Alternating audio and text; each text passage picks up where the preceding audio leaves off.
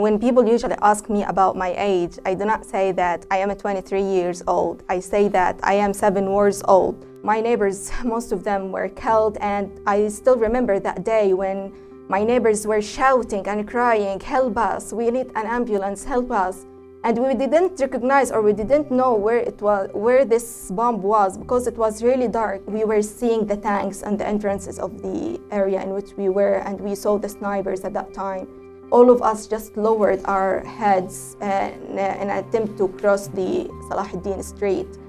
And we survived by a miracle at that time, I can see. All of a sudden, I saw the tanks was getting nearer and nearer from us. We started running in streets, and all of the sound bombs around us, and the smoke bombs and the sounds of artillery were everywhere.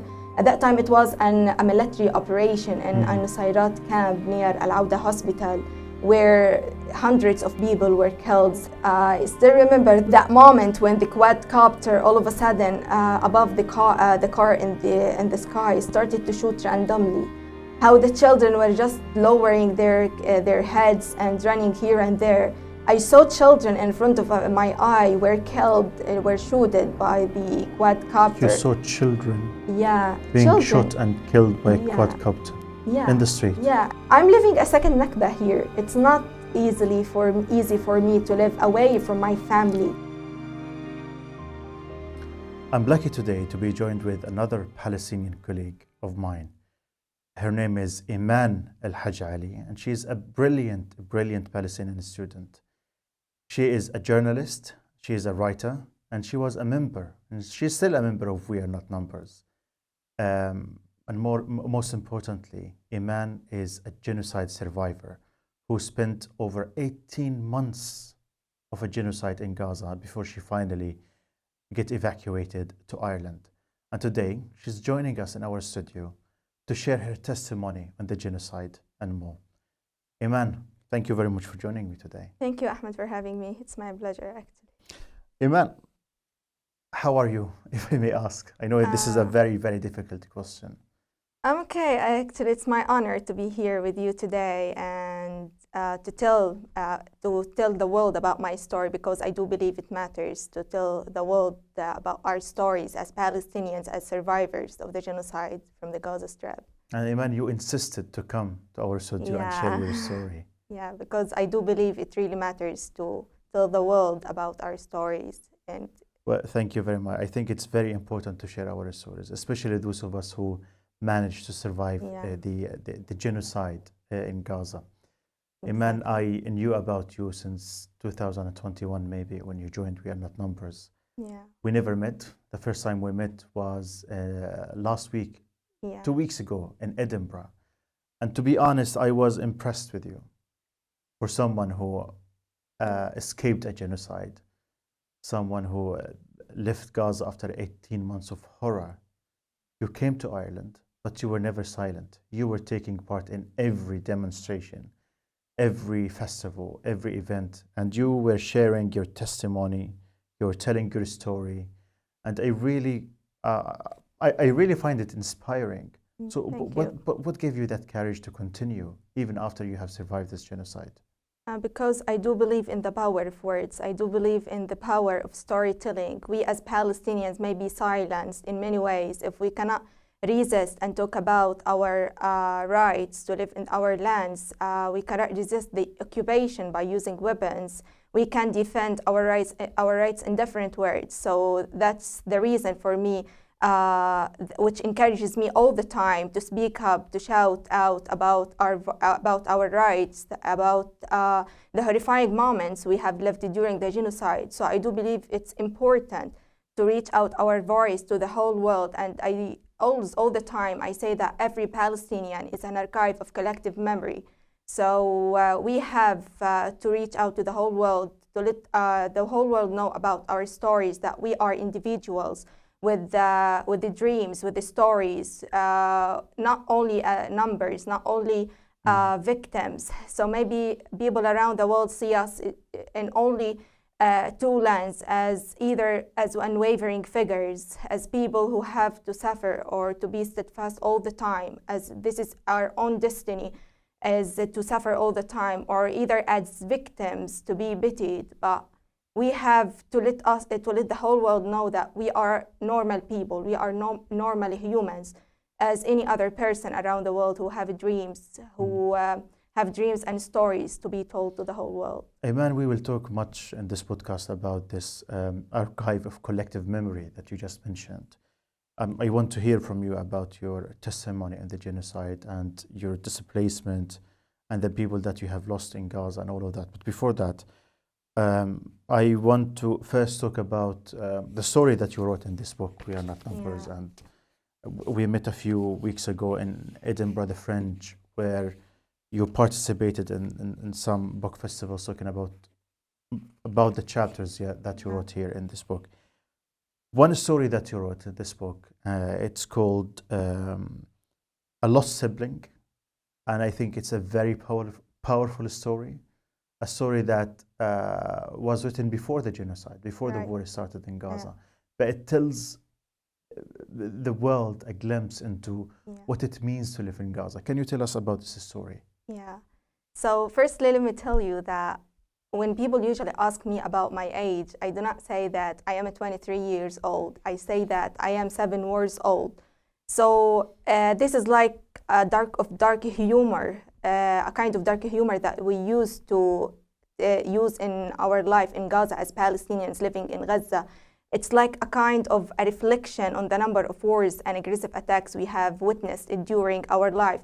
So this genocide is not the first for me to witness as a person who lives in Gaza. My childhood has always been shaped with traumas and aggressive attacks on the Gaza Strip. So whenever I talk about my childhood, I usually talk about this heartbreaking story that I wrote in this book of We Are Not Numbers. And the reason for this heartbreaking story was one of the Israeli attacks on the Gaza Strip. It was about in 2008. I lived in my life as an only child for about 10 years, as an only child, just living my moments without a sibling to share my stories with, to play with, or to eat breakfast with. I always yearned as a child, as an innocent child, to have a sister or a brother to share my joyful moments with. And for about 10 years after that, my mother got pregnant. At that time, I felt on cloud nine. Finally, I would have a sibling to go to school with and spend my time with.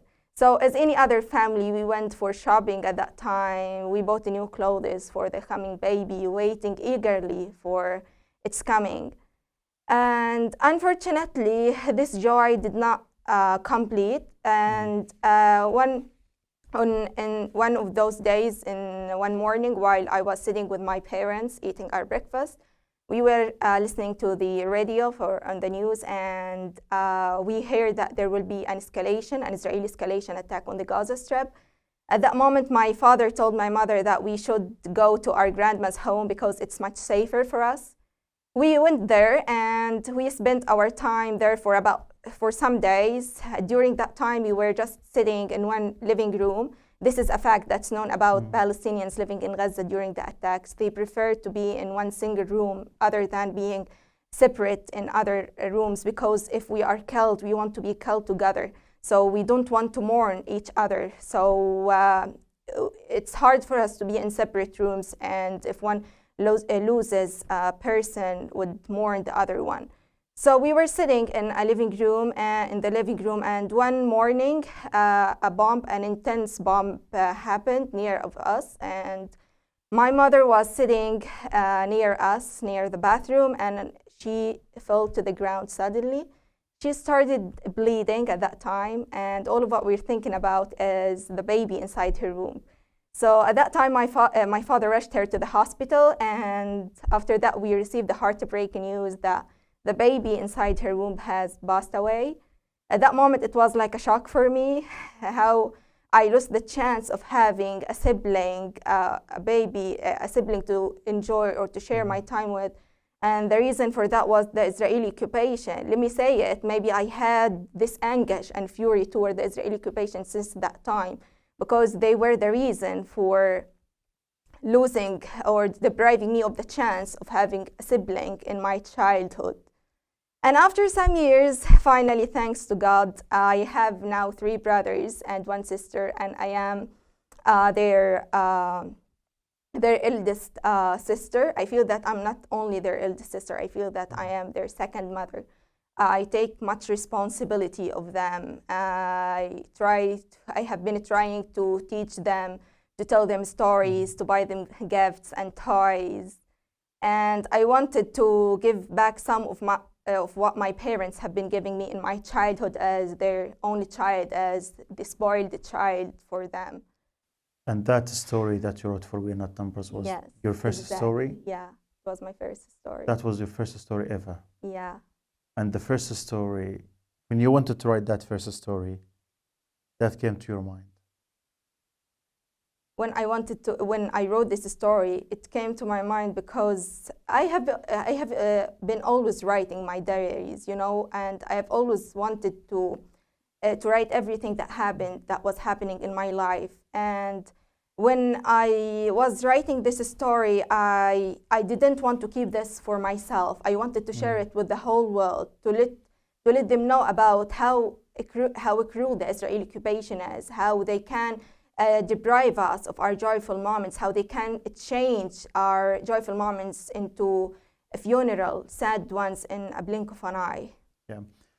And you mentioned earlier that now you say that you are 7 years old. Yeah. Let's talk about this genocide, which is not a war, it's a genocide. Tell me about your first days of this genocide. Yeah. It was in the 7th of October, actually. And before the genocide, just 2 months ago, I just graduated from my university. I was, as any ordinary person, just going for, as a person who graduated from the university, going for my career. I was an English trainer and training some students. I worked also as a field researcher in some of the organizations. So on the 7th of October is any day, I was just going to prepare myself, going to my work. I was sleeping at that time, and all of a sudden, I woke up on the sounds of missiles, on the sounds of bombs everywhere. I thought at that time that it was a nightmare, a horrifying nightmare while I was sleeping, but I just opened my eyes and hearing the sounds of missiles, screeching missiles and bombs everywhere in the Gaza Strip. It was like the doomsday.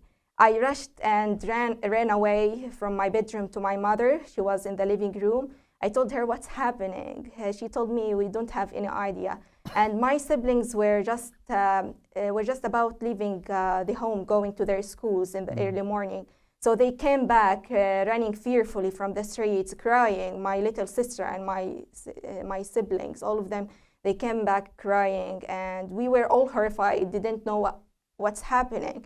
And after that, we started listening to the news and watching them on the TV, and we heard that there will be an escalation. The Israeli attack on the Gaza Strip began.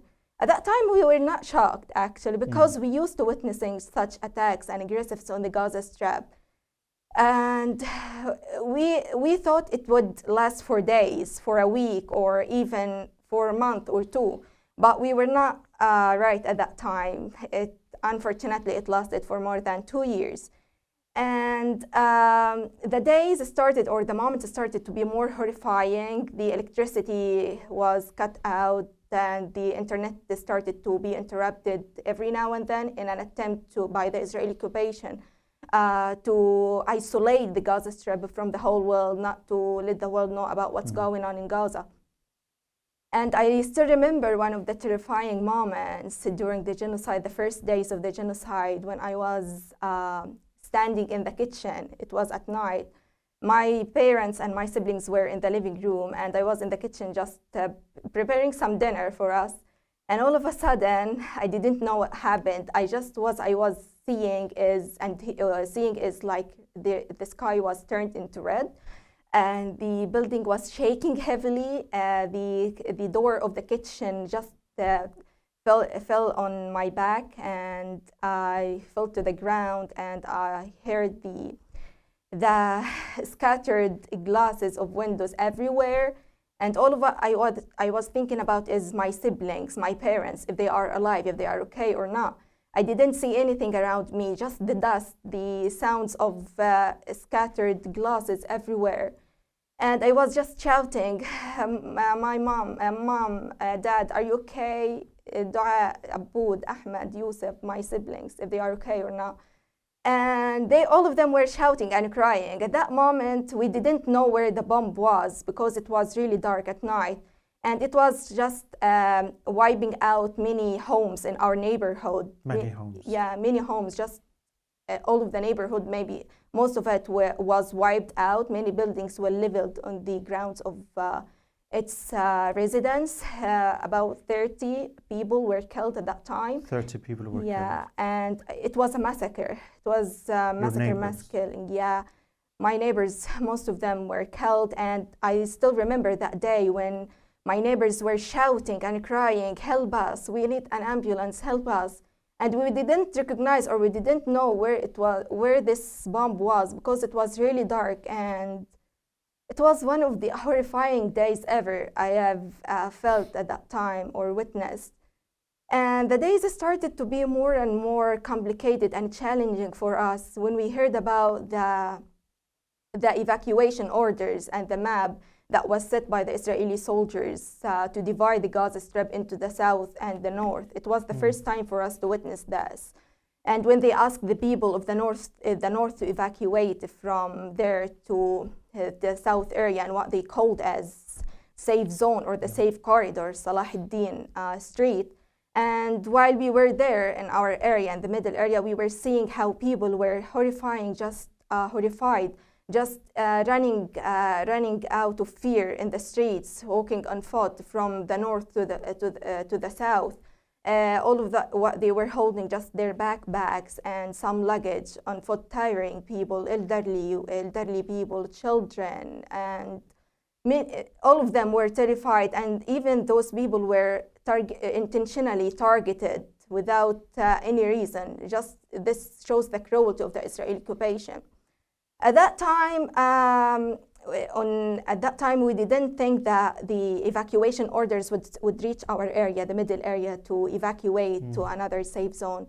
So we received, there were some orders on the internet and from the Israeli soldiers asking the people of the middle area to go to Rafah because it's like a safe zone, according to what they said, but it's not true at all.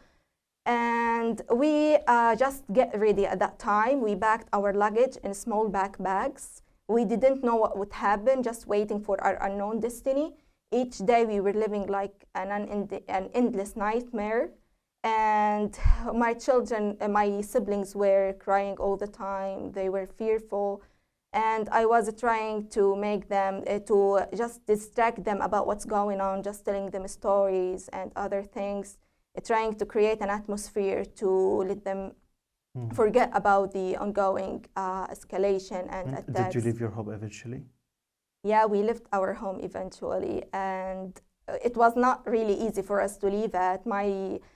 It was after some days when we heard that the Israeli soldiers would invade the area in which we were. Many people, most of the neighbors in our neighborhood just evacuated the area. They went to Rafah, and our relatives, our uncles, and the people we knew also evacuated the place in which we were. We remained my family, my parents, and my siblings, the only one who remained there. Why did you remain then?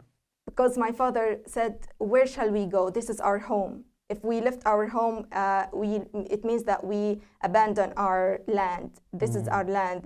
This is our home that we lived in. We spend most of our time. So how can we abandon it? How can we leave it in this easy way? So we won't leave our home. And at that time, it was really hard for us. What shall we do? We were between minds to stay in our home and being fearful, being targeted by the Israeli occupation, or just to leave it, and who knows if we will find it again or not. So we were there, we remained there, and the neighborhood was dark. No one was there. It was like a ghostly area. No one is there except for us. We were in our home, and we were started hearing the sounds of the tanks became nearer and nearer from us. The sounds of bells, fire bells on Salah Street, Salah ad-Din Street, and the sounds of drones. It was unbearable for us. The sounds were really terrifying. We couldn't bear that. My siblings were crying, and I told my father, we have to go, we have to run away. It was really dark. It was a dark night, and we didn't know what to do. We were just listening and hearing the sounds of the artilleries became nearer and nearer. We got surrounded at that time from the entrance of the area in which we were. And then my father told us we cannot go at this time because it was night and it's really dangerous for us to go at this time. So we waited till the early morning, and my father told us, no, we will not go into Rafah. We decided to go to our aunt's home. It was in the same area, but in another place, which was safer for us. We went there and spent some days. While we were there, we listened or we heard about the Israeli occupation invaded the area in which we were just days before. And while we were there, we were just listening and hearing the sounds of artillery, the sounds of tanks there. And all of what we were thinking about that, what happened, our home got burned. I didn't imagine that. I didn't know what they were doing, just intensive bombs and horrifying sounds. And we spent these days with my aunts for some days and some weeks. We spent those days without the food was started to get fewer. We didn't have food. There was no electricity. The situation was becoming more and more harder than before. So after what happened to your home? We didn't know at that time while we were in our aunt's home, because no one could reach that area because it was surrounded and it was invaded by the Israeli soldiers. So we were in our aunt's home, and after some days, we heard about another Israeli invasion to the whole area in which we were with my aunts. So they threw some leaflets on the area in which we were. In those leaflets, it was said that you should escape or evacuate to Rafah, which is the safe zone. At that time also, we didn't escape. My father and my aunt's husband decided to stay in the home, and we stayed there for some days. And we were receiving some calls from the Israeli soldier for all the citizens there to leave, warning the people there to leave to Rafah. And we didn't leave until one day we heard that they surrounded all of the entrances of the area in which we were, and we finally made that hard decision to leave the area in which we were. So we got a truck at that time, and all of us were on the truck, about 50 people, something like this. All of my siblings, all of the children were horrified. We put ourselves on that truck, and we found a way to get out of the area in which we were, an indirect way. And while we were just on the truck, we were seeing the tanks and the entrances of the area in which we were, and we saw the snipers at that time. We didn't think that we would survive. We thought that we would be bombed at that time, that we would be targeted. All of us just lowered our heads in an attempt to cross the Salah ad-Din Street. And we survived by a miracle at that time, I can see. It was one of the horrifying moments we have ever witnessed. After that, we arrived to Rafah, the city in which thousands of people were there from different areas of the Gaza Strip, from the north, from the south, and from the middle area. I think you mean hundreds of thousands of people. Hundreds because at that time, most of the people in the north were in Rafah. Yes. Let me say it. And you thought Rafah would be the safest area for you? It was not the safest area, because even people were bombed at that time in tents. And this is what the Israeli occupation wanted. They wanted all of the people of the Gaza Strip to be crowded in one area, for them to have the chance to bomb them without any reason. So at that time, I didn't see Rafah as a city. I saw it as a sea full of tents, as a cage, a big cage. A sea of tents. Yeah, as a cage, a big cage in which those people are imprisoned. And I didn't think that one day I would live in a tent. We didn't expect that, you know, as people who have always lived with dignity, dignified in homes. Everything is offered to us. We lived and we didn't need the help from anyone. We lived with dignity. But when I reached Rafah, I expected, and I found another nightmare waiting for me. We lived in tents for many months, and that day when we arrived Rafah, we set up a tent. That tent was just made of nylon and cloth. It was in winter, and we didn't have enough blankets with us. I still remember those days when my siblings were just sleeping on the harsh ground because we didn't have enough mattresses or enough blankets to warm our bodies. Those days when the rain of the winter just sinking into our tent and we were helpless. We were not able to do anything. Days when we spent just without a bag of flour, just giving our siblings pieces of biscuits, or even those canned food which were not healthy at all for us to eat. There was no privacy. Can you imagine this, sharing a bathroom with thousands of people around you? Thousands of people. Yeah, sharing the bathroom. You don't have any privacy. Can you imagine this for us, say it for again. women? You are sharing one bathroom with thousands of people. Yeah, and that bathroom doesn't have all the basic necessities for basic hygiene. Yeah, the basic hygiene for being healthy. And because of that, at that time when we were eating those kinds of food, the canned food, I just was diagnosed with jaundice. My siblings, also young siblings, were affected with this disease. Most people of the Gaza Strip were affected with this disease because of the unhealthy food we were eating, the polluted water. Those days were tough and challenging for my parents, for my young siblings who were just going long distances to bring a small gallon of water. Can you imagine this? How old are they, your siblings? My oldest sibling is 13 years old, another one is 10, and another one is 9, and my little sister was 5 years old. Can you imagine and now they that? have to carry the responsibility of fetching food and water for the family. Can you imagine that? Innocent children, instead of spending their days just going to school, learning, they were just running here and there to get the water, a small gallon of water, or to get aids from the trucks that were there, if they were lucky enough to get that. They were just getting, holding their backpacks. Instead of going to school, they were just holding them, running fearfully from one place into another. It was one of the most horrifying days I've ever lived, months. It was about the period we spent there in Rafah for about 2 months. And at that time, we received the heartbreaking news while we were in Rafah that our home got burned and demolished, partially demolished because of the Israeli invasion in that area. Some people showed us photos of that because the Israeli invasion ended in that area at that time. So some people went there and took photos for us. And at that time, I didn't believe it. I say, no, it's impossible. Our home is okay.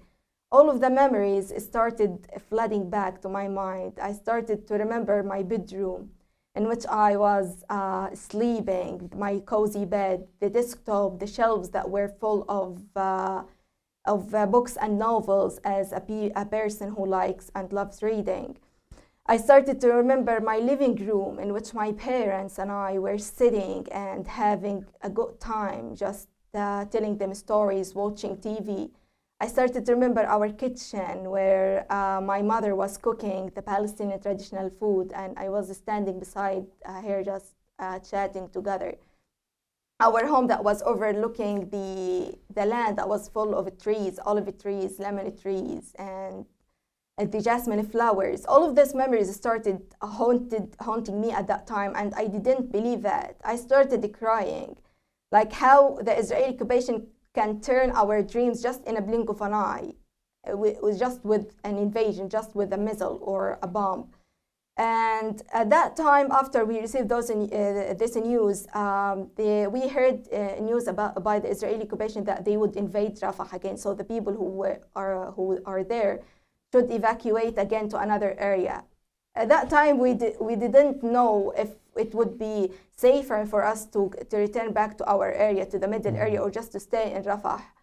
After lots of time to think about that, we decided to get back. But I told my father, no, I don't want to get back. I don't want to get back to our area and see another version of our home. I don't want to see another home that our home just was turned into ashes, black and white.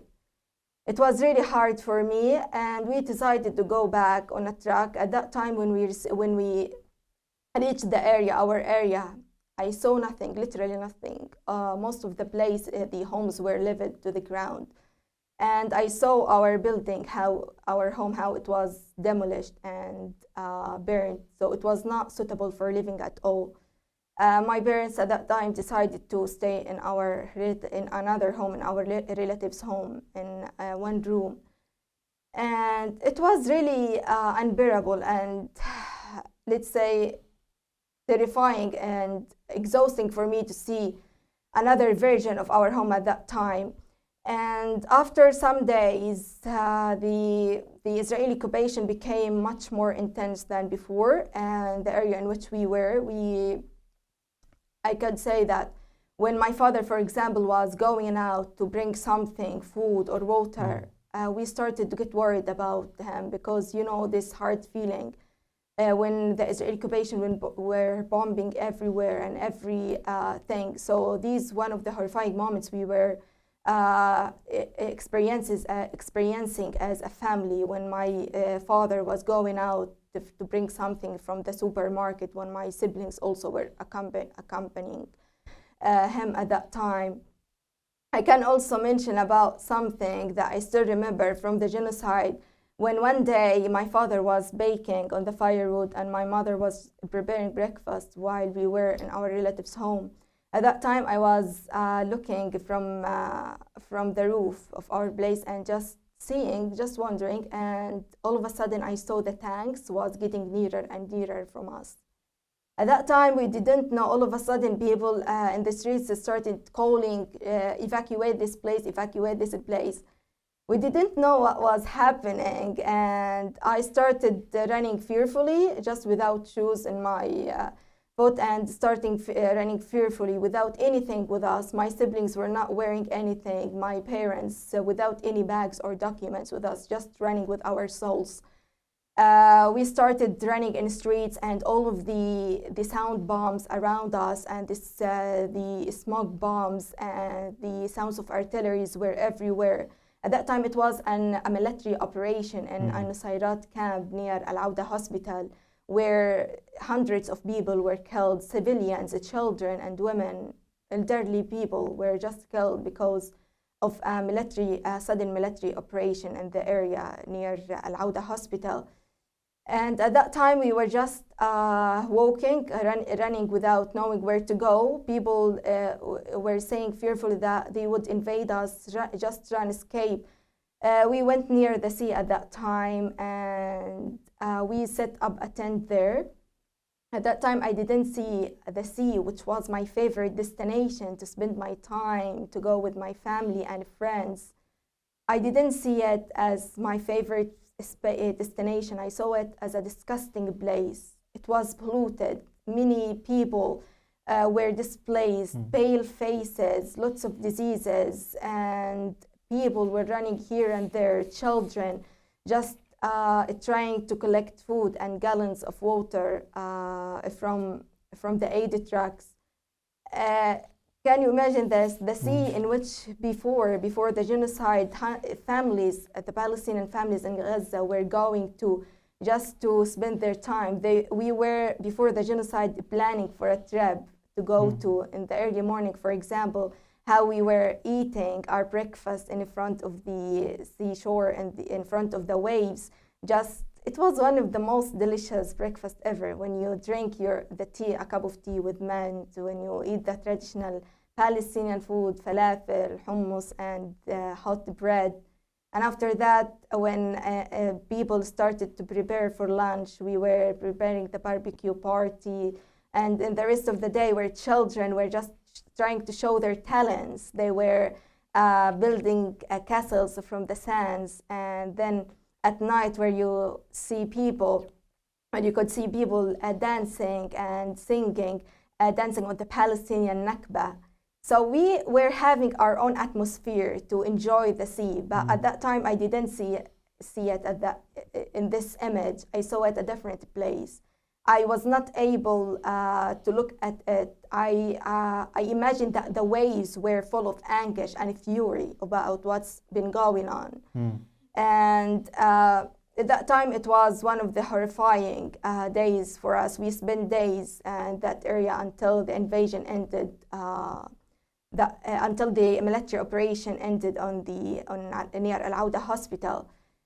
Another terrifying moment that I spent during the genocide, and it is still etched in my mind till now, when during those days, during an Eid occasion, when my mother and I and my siblings were just hanging out in the streets, you know, we just tried to bring some happiness for them during the Eid occasion. It's just we went to the market and streets. People were just trying to escape from the depression, the sad moments we were having because of the genocide. We reached near a Nusayrat camp, and at that time we were in a car. And I still remember those days with that moment when the quadcopter all of a sudden above the car in the sky started to shoot randomly. How the children were just lowering their heads and running here and there. I saw children in front of my eye were killed, were shooted by the quadcopter. You saw children being shot and killed by a quadcopter in the street. Yeah, and during the coming, it was in an occasion of the Eid, so the Eid was about to come. So children who were just trying to enjoy themselves, despite the fact that there was no joy because of the genocide. But they were trying to create an atmosphere to enjoy themselves, just going in the streets and the markets. So people were being killed at that time, and I thought that we would not survive that. I started to tell the driver of the car, just go, escape us, go anywhere that's safe, just we don't want to be in this place. It was unimaginable, and I didn't think that we would survive this. How many times did you see dead bodies in front of you during the genocide? Look, dozens of times, hundreds of times. Whenever I go, either in our home, either in the streets, whenever we get displaced, I saw dead bodies in front of my eye. How would that make you feel? Traumatized. The scenes of those dead bodies are still in my mind till this moment. I feel traumatized. I cannot forget that. And because of the fact that I was writing and reporting about that, maybe that was helping me a little bit to reach out what was going on in the Gaza Strip about the massacres. Iman, what amazes me the most is that people in Gaza, the journalists and the writers, are still writing and reporting from Gaza, despite everything, despite being at risk of dying and targeting, despite having no internet connection and electricity, despite the horror that they live. But they still continue to write. And you were one of these writers in Gaza who were, you were writing all the time, not only for We Are Not Numbers, but for many other publications. What gave you that courage to continue writing, despite knowing that you would be at risk for being a journalist? Because I do believe in the power of words. Words are can be voice for the voiceless. If we cannot resist and if we cannot tell about what's been going on in the Gaza Strip by using our words, how could we let the whole world know about what's going on in Gaza? But you knew that you could be targeted for writing, didn't you? I didn't care about that. You did not care about it? I didn't care about that as long as I am trying to reach out the truth to the whole world, as long as I'm trying to let the world knows about the massacres that have been committed against us, against the civilians. Every Palestinian is an archive of collective memory, as I told you, and people, just civilians, were being targeted without any reason. Children. I felt this. It was not out of a choice. It was out of necessity, as a bear witness of the genocide. I felt that I had to write. Till this moment, I have to write. I have to reach out our voice to the whole world by using our pen as a way of resistance.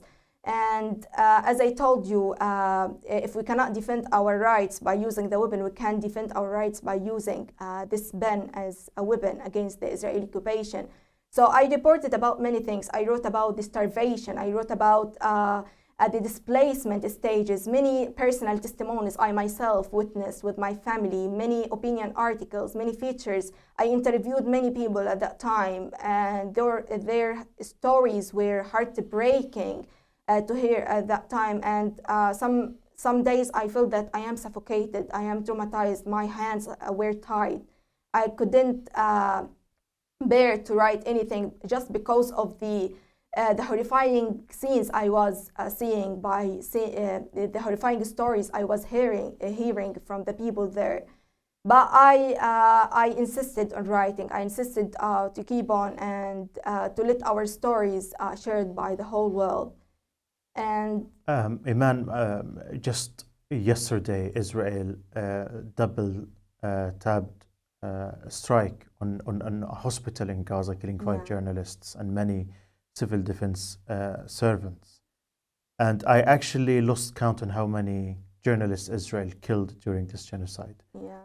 Many of my friends and relatives in Gaza told me now, they told me yesterday that many of them now, most of the people in Gaza, they fear having journalists next to them because they know the journalists in Gaza are now the target. I don't know how many journalists Israel killed, over 230, over 250. I don't know. I just scared of looking up the number. But the Palestinian journalists in Gaza still continue to report, still continue to speak up, still continue to write their stories and the stories of the Palestinians, while there are journalists here in the West who are safe, who have the power to speak up, but they are still scared to speak for Gaza or to report on Gaza. What is your message to them? My message to them is that if you do not speak now, when will you speak? If you cannot tell the whole world about what's been going on in the Gaza Strip, about the cruelty of the Israeli occupation, when can you speak up and talk about this? And my message to them is that they have to speak up. They have to show the whole world the cruelty of the Israeli occupation, that we are the indigenous people of this land. And it's not a crime to be a journalist. You have to be on the right side to not to be silent, because silence during these times is complicity. When you are silent, when you cannot speak up and talk about the truth, it means that you are complicit. You are complicit with the Israeli occupation, that you support them to continue mass killing us, to continue massacre, to continue killing us, and to commit the massacres against us. So my message to them is to speak up, not to be silent or neutral, as I told you, because the neutrality means complicity. And the Israeli occupation, by their attempts to kill the journalists of the Gaza Strip, it means that there is less reporting on what's been going on in Gaza, and less reporting on the massacres, the crimes that have been committed against the civilians in the Gaza Strip. And despite that, the journalists are still reporting on the ground, despite the threats, despite the warnings they have been receiving by the Israelis, the Israeli occupation. Anas al-Sharif was still reporting till he was killed. He was just receiving calls and messages from the Israeli occupation that if he didn't stop reporting about what's been going on, they would kill him. But he didn't. And Anas al-Sharif knew that he would be killed eventually. And that's why he wrote his will before being killed. And not only him, but even Maryam Abu Dagga, the journalist, she wrote her will. So many other Palestinian journalists have already written their wills, knowing that Israel will eventually come to them. But you know, I'm just surprised that these journalists, these heroes, they know that they could be killed for the work that they're doing. They continue to do it. Yeah, the They word can continue cost to do your it. life. They know that, right? How the word can cost your life, but they still keep going. They still writing. They still speak. They are still speaking up and trying to report about what's been going on in Gaza. So the Israeli occupation, in their attempts to do this, they may try to crush our souls, to crush the souls of journalists, or to make us weaker or fragile. But the fact is that we become much more stronger than before. The journalists are still insisting to be on the ground reporting, and we are still maintaining hope despite these moments.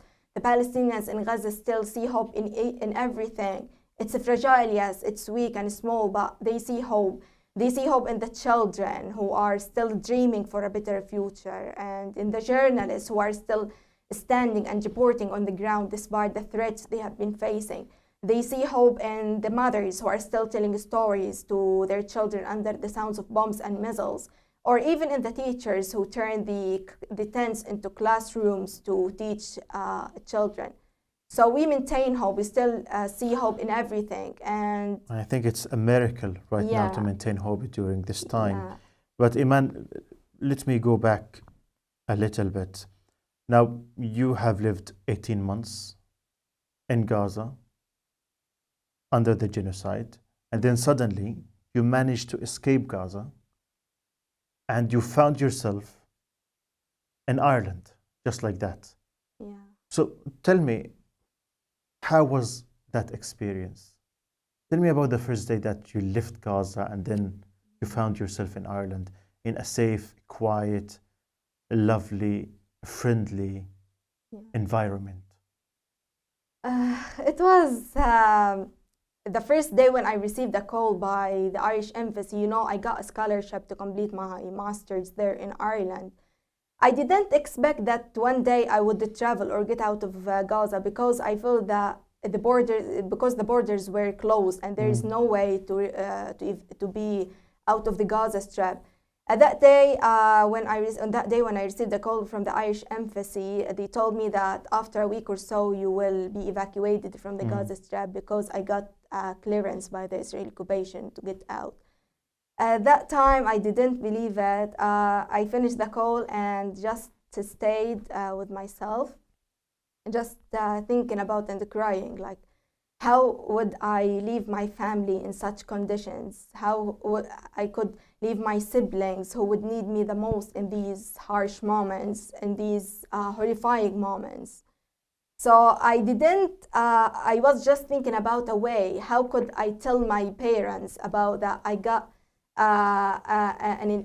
accepted to evacuate from Gaza? And after just some hours of crying with myself, and I just went to my mother and told her, Mom, I got a call from the Irish Embassy and my traveling will be after some days. And I tried not to cry in front of her. I tried to be strong. And at that time, she was shocked, and Was she happy for you or sad? she was happy that I would continue my future, that that I would finally achieve my dreams or get the chance that I have been all the time yearning for, to complete my postgraduate studies. But at the same time, she was heartbroken. She was sad about leaving her, as I was her eldest child, as I was her eldest daughter. I felt, because my mother and I were just like friends. Our relationship was not like a mother and a daughter. We were friends. We were talking about everything to each other, my secrets, about what's been going on in my life.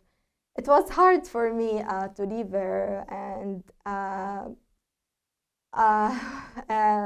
that day, the day before my evacuation, I was forced to leave them just a day before, not on the same day, because I needed to go to Deir al-Balah in another area to get the bus and then go through Rafah to Kerem Shalom border. I hate goodbyes, but at that time I was forced to give them goodbye and to bid farewell for them. I still remember that moment when my siblings were surrounding me and they were crying. And at that time, I didn't have a word to tell them. I was just, they were hugging me tightly. And yeah, so I hugged them, but I told them I will come back. We will be again together one day.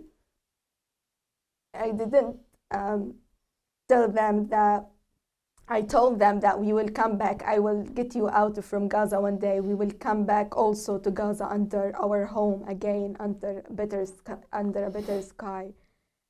I left them a day before, and I didn't expect that this would be my story or in my 20s, or I would ever travel in such horrifying moments.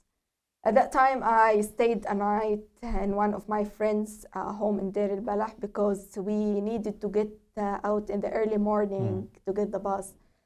And at that night, I didn't sleep at all. I had mixture of feelings, just worrying about my family, that I had to leave them or going to face the unknown future outside of Gaza, and how will it be. There were many restrictions on us as students by the Israeli occupation. They didn't allow us to take anything with us, just a small handbag, just small documents if you had, or certificates. Literally, we left without anything, just with our souls, nothing to remind us of our homes, nothing to remind us of our homelands that we would leave.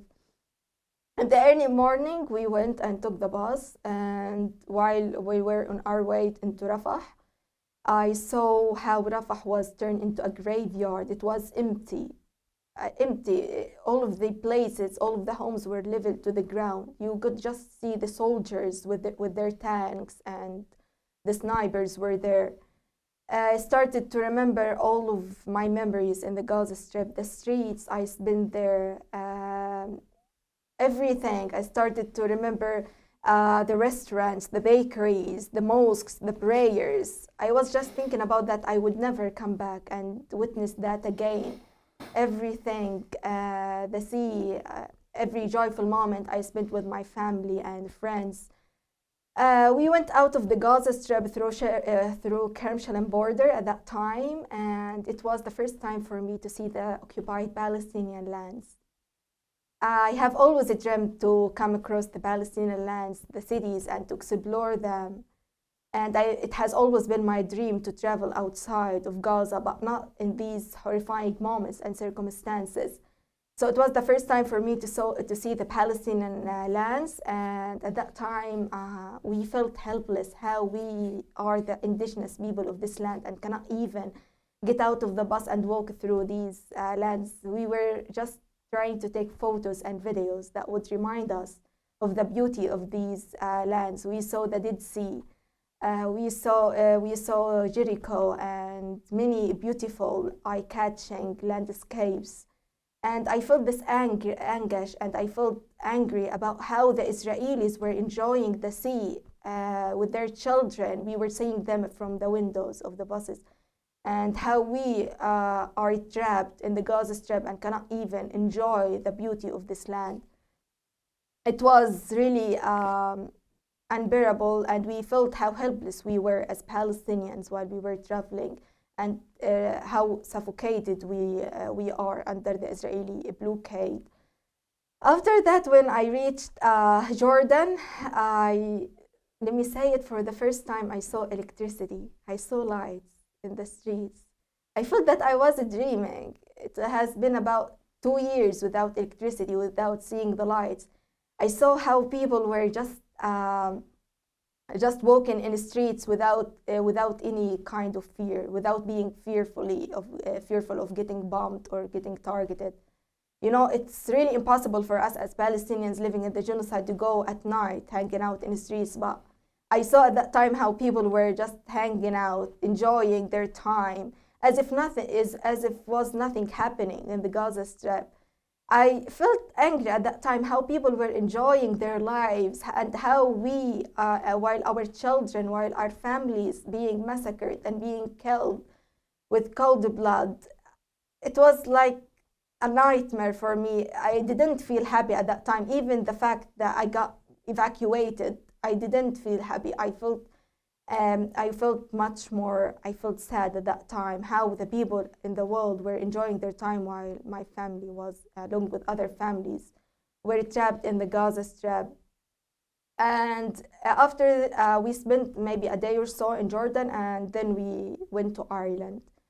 When I reached Ireland, it was a mixture of feeling that finally I got the country or the city that I've always been dreaming to go there and complete my postgraduate studies. But at that time, it was mixture of feeling. I felt that after some days, the things became much more complicated for me. I have been trying to forget about the things that I have lived through during my days in Gaza and during the genocide, but that was not easily to forget. I felt traumatized, you know, this feeling when you hear the sound of an ambulance, and I start just to to be fearful and worried about that there's a martyr who needs help or there's a person who got killed. When I hear the sound of a plane in the sky, I just become fearful at night, or even while I'm walking through the streets, just closing my ears fearfully, unconsciously, just fearful that there would be a bomb or that there would be a missile that would target this place. I'm living a second Nakba here. It's not easy for me to live away from my family. Have you tried seeing a therapist? Well, this is clearly PTSD that could be treated. Do you think it could be treated? It would take years and years to be treated, but no one could understand you, even therapists. While I was in Ireland, some therapists contacted me, and I attended one session of therapy with one of the therapists, and they couldn't understand you. They were doing just things that I thought that they were hilarious. They are not really, they didn't feel you. Call it hilarious. Yeah. They cannot understand you or feel you because they didn't live the situation. They were not in your shoes. They didn't know the feeling of being under bombs or being fearful all the time because you would be bombed any moment.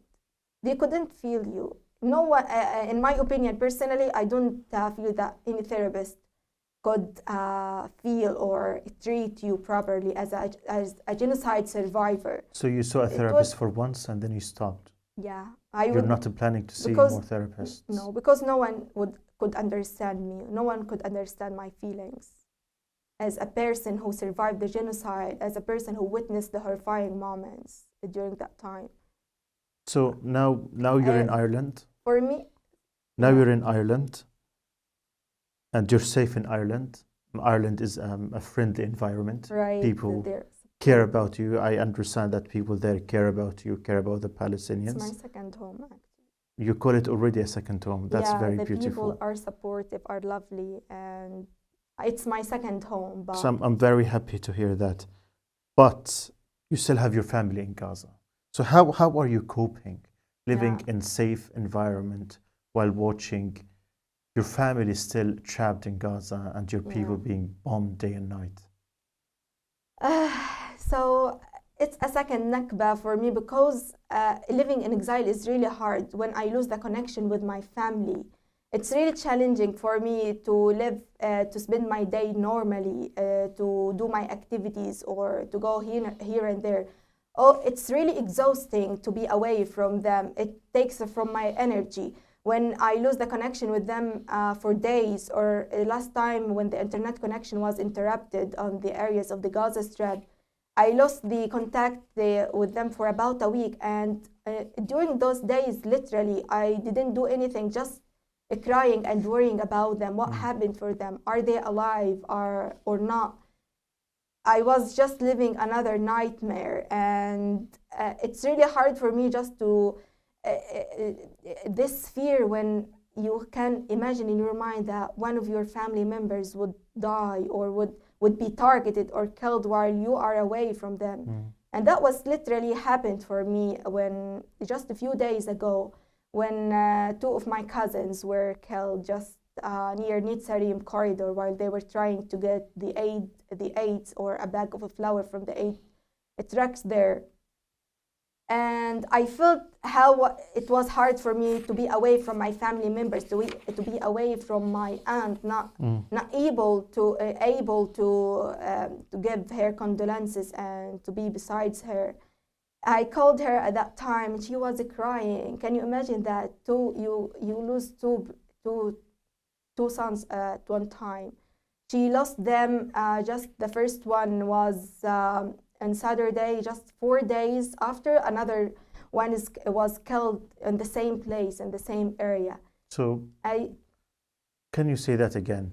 One of your cousins went to collect some food from this Gaza Humanitarian Foundation aid distribution center. Yeah. And 4 days later, his brother went to the same place and made the same mistake. Why do you think people in Gaza do the same mistakes knowing that they could be killed, and they already are being killed? Because they are being starved. They do not commit a mistake because there's no choice for them to do this. When I contacted my aunt and asked her about how that happened, let me say it. The first son went there during the early morning. In the early morning, at around 6 a.m., he went with his other friends from the same area, just trying to get a bag of flour or a bag of rice or anything, because their home was empty. My aunt told me that we didn't have anything in our home, not even a piece of bread. She told me we didn't have anything, and during our life we have been living in dignified. We have our foods, we have everything available for us, but the necessity that forced us to let our children go there in a way to try get food for ourselves. So she received the news on that day that her son was killed. His son was injured, and because there was a bullet that entered his head, and they told her that he was in the intensive care. So he spent around 4 days or so in the intensive care, and after that they received the news that he got martyred. And she told me this heartbreaking story at that time, how her other son, while he was digging the grave of his brother, he was telling him, "I will follow you, don't be afraid, I'll follow you, my brother. I will follow you." And he did. Yeah, she told me this story, and I started crying. And after just some days, her other son went in the early morning. She told him, "Don't go, please don't go." He told her, "No, how would we survive? I need to bring some food. I need to bring bread and anything to eat." So he went, he was running, and he didn't listen to her words. He went there, and on the same day, they received the news that he got martyred. He was shot also in the same place in his head, and he got martyred. And it was like a shock for my aunt to receive this news, to lose her first son and another son just in these few days. She told me how her sons were like wishing all the time to survive this genocide and going to work back, because they were working, just selling some goods before the genocide. How her first son was telling her, "Mom, I want to eat falafel. I need falafel." He was yearning to eat falafel, and he didn't have the chance to taste it because he was killed. And her other child also was yearning to eat chicken, and he was telling her all the time, "I want a chicken. I want to eat it. I want to taste it." It has been about a year for them not eating chicken or meat. So they were killed with empty stomachs. She told me they went in the early morning with nothing in their stomachs. They were hungry, they were starved, and they were killed. How old were they? They were in the high school. One of them is 18 and another is 17, I think. Children. Yeah. And they were just trying to survive. You were speaking of hope a few minutes ago. How could you speak of hope in the midst of all of this horror? We try to maintain hope in the midst of this horror in many ways. You know, we dream that, we yearn that for our land to become better than before. We yearn to come back to our country. So for me, I have been evacuated from Gaza, yes, to complete my postgraduate study, but this doesn't mean that I will not come back and see my family. This doesn't mean that we don't want our city to be better than before. So that's why I'm talking about hope. We are hopeful that that this genocide would end, that the people will be returned back to their homes to rebuild it much better than before. We are hopeful, and we see hope in everything, as I told you, in our dreams, in our mothers, in our journalists, in our doctors, in our teachers. All of them are hopeful to return back to their country, to return back to their city, and try to make it much better than before. Eman, finally, as a woman, a young woman, as a journalist, as a writer, as a genocide survivor, as a human being, I want you to look at this camera and send a message to the world. What would you want them to hear? As a freelance journalist and as a genocide survivor, I want the whole world to speak up. Do not be silent. Try to stand on the right side to show the whole world the massacres that have been committed by the Israeli occupation. Do not be neutral. Be pro-Palestinian. And neutrality can mean complicity, can mean that you are supportive for the Israeli occupation. So try to be on the right side because Israel has crossed all of the lines by committed these cruel actions against the indigenous people of this land.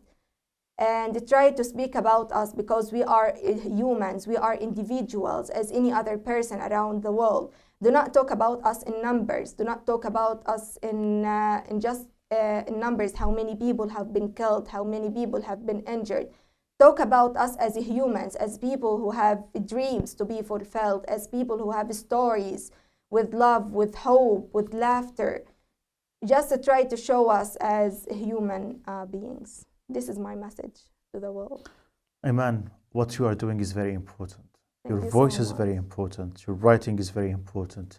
Your Thank life you. is very important. Please continue. Thank you so much. Continue to live, continue to maintain that hope, and continue to write, and continue to speak up for Palestine, for Gaza. And it was my absolute privilege to sit with you today. Thank you so and much. to hear from you and to hear about your family. And we must sit up again and talk more in upcoming podcasts, inshallah. Sure, inshallah. Thank you very much, Eman. Thank you for having me. Thank you. In Palestine Deep Dive, we always try to bring up more Palestinian voices, to speak up about their trauma, about their suffering, about their stories. But to continue this, we will need your support. If you believe in our mission, if you believe in what we do, please consider supporting Palestine Deep Dive with at least £2 a month at palestinedeepdive.com/support.